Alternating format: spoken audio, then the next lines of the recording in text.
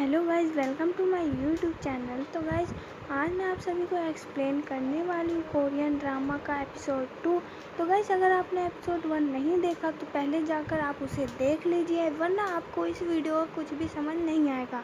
तो गाइज़, चलो वीडियो को स्टार्ट करते हैं। एपिसोड 2 की स्टार्टिंग में हमें यूनबी दिखाई जाती है, जो कि पानी में कूदकर अपनी जान देने की कोशिश कर रही होती है, लेकिन तभी वहाँ पर एक हाथ आता है और उसे बचा लेता है। कहानी अब 10 दिन बाद की दिखाई जाती है, जहां यूनबुल की मां यूनबुल के ना मिलने से काफ़ी ज़्यादा परेशान थी। तभी उन्हें किसी का कॉल आता है और वो दौड़ी दौड़ी हॉस्पिटल जाती हैं, जहां उन्हें यूनबुल बेहोशी की हालत में मिलती है और उसके सर पर काफ़ी ज़्यादा चोट आई हुई होती है। होश में आने के बाद वो यूनबुल से बात करने की कोशिश करती है, लेकिन यूनबुल उसे नहीं पहचान पाती। डॉक्टर उन्हें बताते हैं कि सर पर गहरी चोट लगने की वजह से यूनबुल की याददाश्त जा चुकी है। यूनबुल की माँ उसका काफ़ी अच्छे से ख्याल रखती है। यूनबी वहाँ पर बैठी ही थी कि तभी वहाँ पर सोंगजू आती है। सोंगजू उसे यूनबी समझकर फिर से परेशान करने लगती है। यूनबुल उसे नहीं पहचान पाती, और पहचानती भी तो कैसे, एक तो उसकी याददाश्त जा चुकी थी और फिर वो तो यूनबी थी ही नहीं। वो सोयंग से पूछती है कि वो कौन है, जिस पर सोयंग उसके बाल खींचकर कहती है कि अब तो तुम्हें याद आ गया होगा कि मैं कौन हूँ। जिसके बाद यूनबुल चिल्लाने लगती है और तभी वहाँ पर उसकी माँ आती है और वो उससे डांटते हुए पूछती है कि वो उनकी बेटी को परेशान क्यों कर रही है। जिसके बाद सोयंग काफ़ी ज़्यादा शॉक्ड हो जाती है और वो अपने मन में सोचती है कि पेरेंट्स, यूनबी के तो कोई पेरेंट्स थे ही नहीं। जिसके बाद वो उन दोनों को सॉरी बोलती है और वहाँ से चली जाती है। दूसरी तरफ हम यान को देखते हैं, जो कि यूनबुल के ना मिलने से काफ़ी ज़्यादा परेशान था। वो अपनी और यूनबुल की आखिरी मुलाकात को याद कर रहा था। और यहाँ पर मैं आप लोगों को बता दूं कि एपिसोड 1 में जब सीजिन यूनबुल के पीछे आती है तो वो देखती है कि कोई लड़का यूनबुल को परेशान कर रहा है। दरअसल वो लड़का कोई और नहीं, यान ही था, जो कि यूनबुल को अपना गोल्ड मेडल दिखाने के लिए आया था। यूनबुल बिना कुछ इंटरेस्ट दिखाए उससे कहती है कि वो अब बच्चे नहीं है और उन दोनों को अब नहीं मिलना चाहिए। इन दोनों के बीच में काफ़ी सारी बातें होती हैं। इसके बाद हमें इस ड्रामा के सेकंड मेन लीड से इंट्रोडक्शन कराया जाता है, जिसका नाम तेई है, जो कि उसी हॉस्पिटल में एडमिट था जिस हॉस्पिटल में यूनबी एडमिट थी।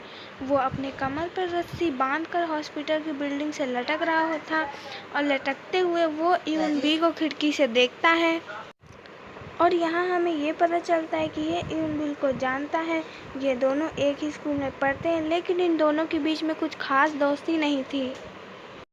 सोंगजू तेई से मिलने आती है और वहाँ उससे ये पता चलता है कि यूनबुल भी उसी हॉस्पिटल में एडमिट है।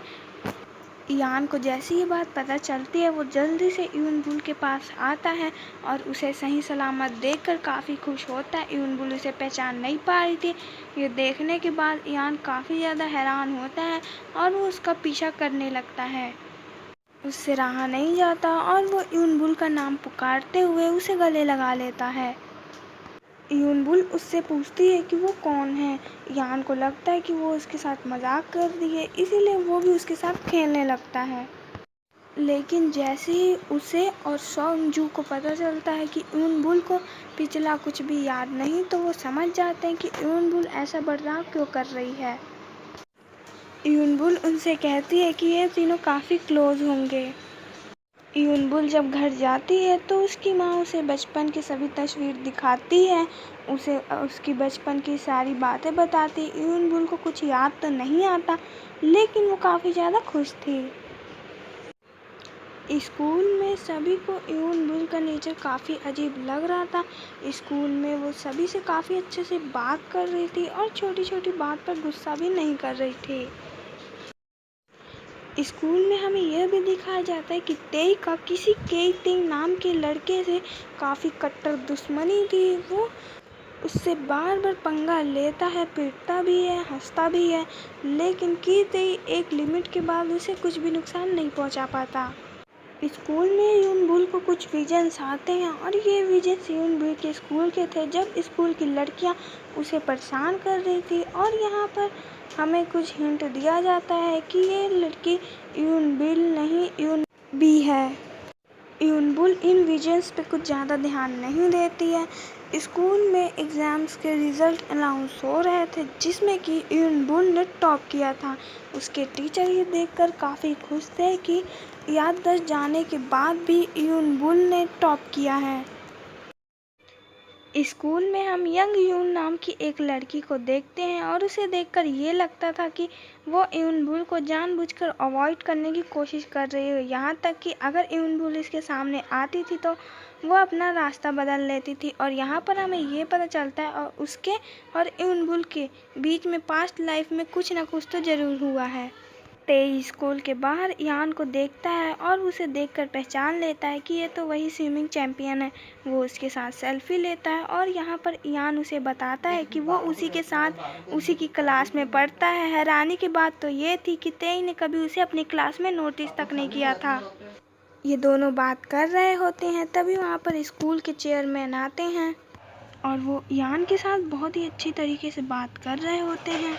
ये सब तेई को अच्छा नहीं लग रहा था। ऐसा नहीं था कि उसे यान से जलन हो रही थी, लेकिन उसे अच्छा नहीं लग रहा था कि वहाँ पर वो भी खड़ा था और चेयरमैन ने उसके गुड मॉर्निंग तक का जवाब नहीं दिया था, जबकि वो यान के साथ इतना ज़्यादा फ्रेंडली हो रहे थे। थोड़ी देर बाद हमें पता चलता है कि तेई और चेयरमैन एक ही घर में रहते हैं और तेई चेयरमैन का ही बेटा है और इन दोनों की बिल्कुल भी नहीं बनती है।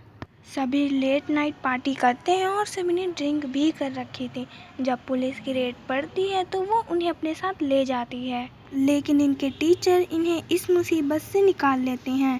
उसके बाद सभी अपने घर वापस चले जाते हैं, सिवाय यूनबुल और यंगयून को छोड़कर। क्योंकि इन दोनों का घर आसपास था इसीलिए ये दोनों एक ही बस का वेट कर रही थी।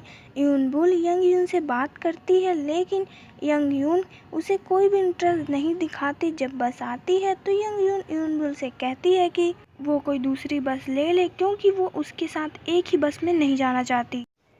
यंगयून का ऐसा नेचर यूनबुल को कुछ समझ नहीं आ रहा था, लेकिन वो उससे सवाल भी नहीं कर सकती थी क्योंकि उसे अपनी पिछली ज़िंदगी का कुछ याद नहीं था। यंगयून की माँ यूनबुल की माँ से बताती है कि उसके घर से उसके गहने चोरी हो गए हैं और इसीलिए पुलिस भी उनके घर आई थी। अगली सुबह यूनबुल अलार्म के बजने से पहले सुबह 5 बजे उठ जाती है। मॉर्निंग वॉक के टाइम पर उसे यान भी मिलता है। यूनबुल उसे बताती है कि वो आज सुबह बिना अलार्म के बजे ही 5 बजे उठ गई थी। यान उसे बताता है कि वो तो इस तरह की लड़की नहीं है जो खुद सुबह जल्दी उठा करे, बल्कि वो तो एक नंबर की आलसी है। यूनबुल उससे पूछती है कि वो पहले किस तरह की थी। यान उसे बताता है कि जब से वो वापस आई है तब से बहुत बदल गई है। वो तो सबसे बहुत ही अच्छे तरह से बात करती है, जबकि पहले तो वो किसी से सीधे मुंह बात ही नहीं करती थी और कभी कभी तो यान का मन करता था कि वो उसे जोरदार थप्पड़ लगाए। यूनबुल को उसकी बात पर ज़रा सा भी गुस्सा नहीं आता। यान को हैरानी होती है कि उससे गुस्सा क्यों नहीं आ रहा। पहले तो उसे बहुत ही ज़्यादा गुस्सा आता था और यहाँ पर हमें दूसरा हिंट मिलता है कि ये लड़की यूनबुल नहीं बल्कि यूनबी है। स्कूल में यूनबुल अपना लॉकर खोलने की कोशिश करती है, लेकिन उसे पता नहीं था कि उसने चाबी कहाँ रखी है, जिस वजह से वो अपना लॉकर नहीं खोल पाती। स्कूल में एक टीचर यंगयून से कहते हैं कि उनके पास वो सीसीटीवी फुटेज है जिसमें वो अपनी माँ के गहने एक ज्वेलरी शॉप में बेचने की कोशिश कर रही है, जिसका मतलब था कि यंगयून की माँ के गहने किसी और ने नहीं बल्कि यंगयून ने ही चुराए हैं। जब उससे पूछा जाता है कि ये गहने इस वक्त कहाँ हैं, तब वो टीचर को यूनबुल के लॉकर के पास लेकर आती है और कहती है कि वो गहने उसी के लॉकर में हैं। यूनबुल को कुछ भी याद नहीं था। उसे तो ये भी याद नहीं था कि उसने लॉकर की चाबी कहाँ रखी है।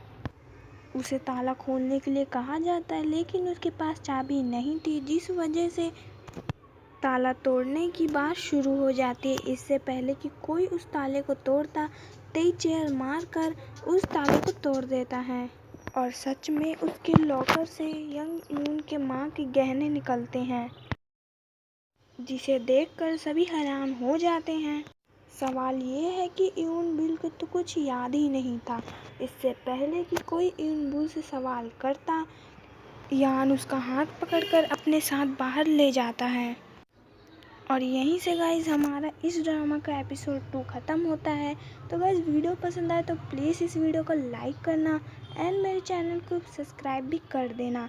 मिलते हैं नेक्स्ट वीडियो में, तब तक के लिए बाय बाय।